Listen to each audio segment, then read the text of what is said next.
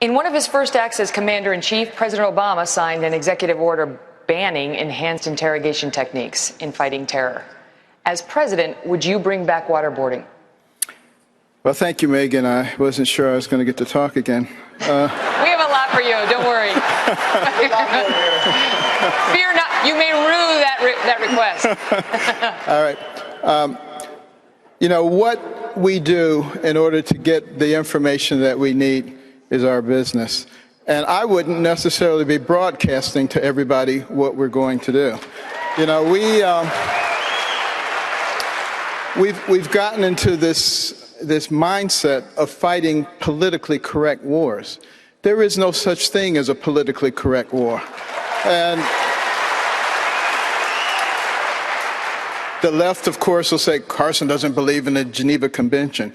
Carson doesn't believe in fighting stupid wars.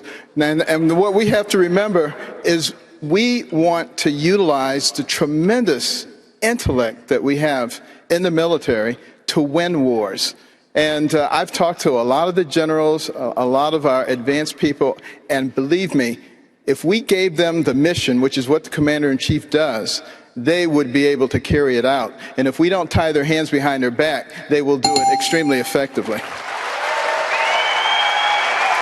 Subject, Dr. Carson.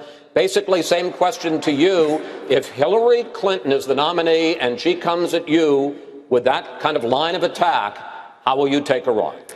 If Hillary is the candidate, which I doubt, that would be a dream come true.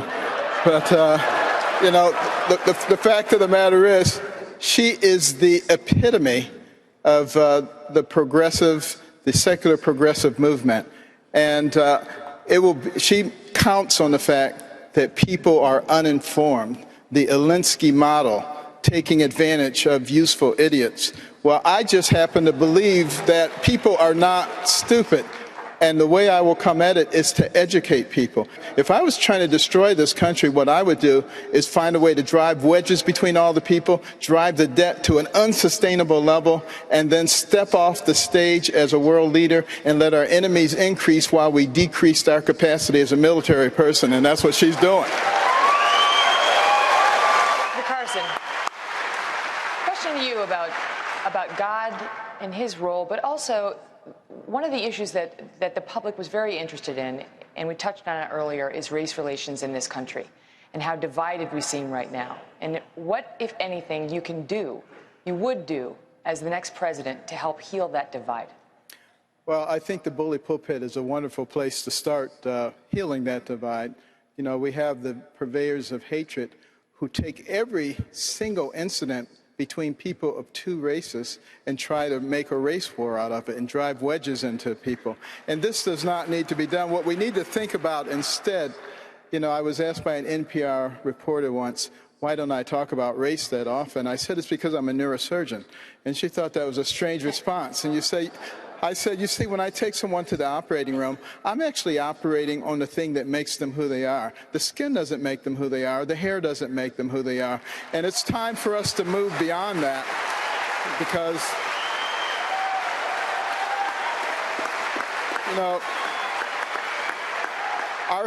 our strength as a nation comes in our unity. We are the United States of America, not the divided states. And those who want to destroy us are trying to divide us, and we shouldn't.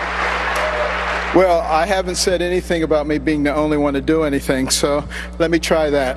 I'm the only one to separate Siamese twins. The only one to operate on babies while they were still in the mother's womb.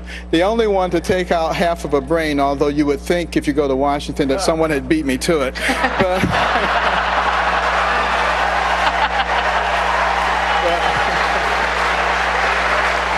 But I'm very hopeful that I'm not the only one who's willing to pick up the baton of freedom, because freedom is not free and we must fight for it every day. Every one of us must fight for it because we're fighting for our children and the next generation.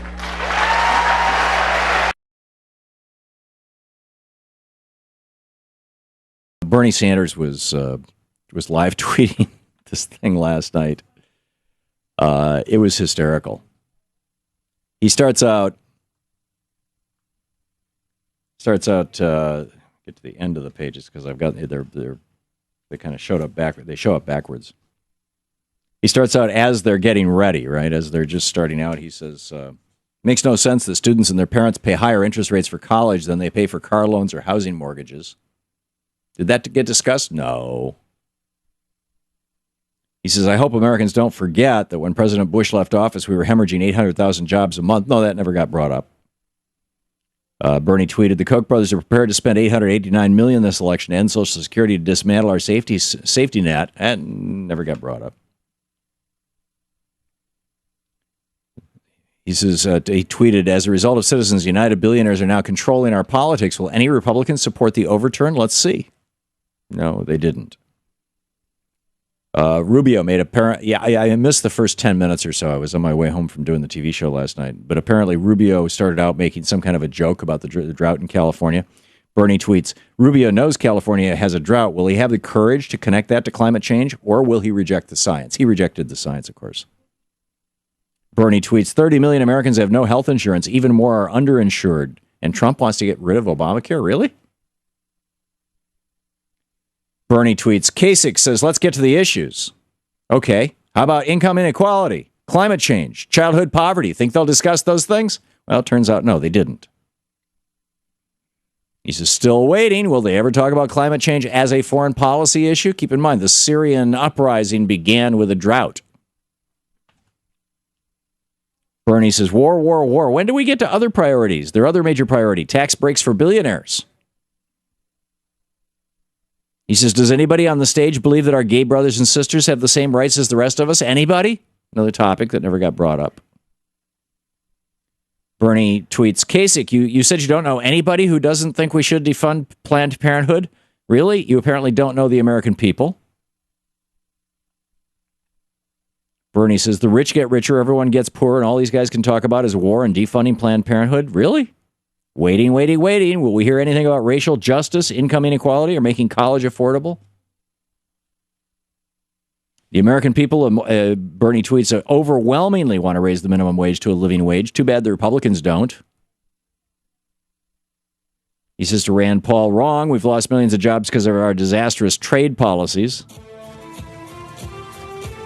At a time of great inequality, there isn't one Republican on stage who doesn't think we should give huge tax breaks to billionaires.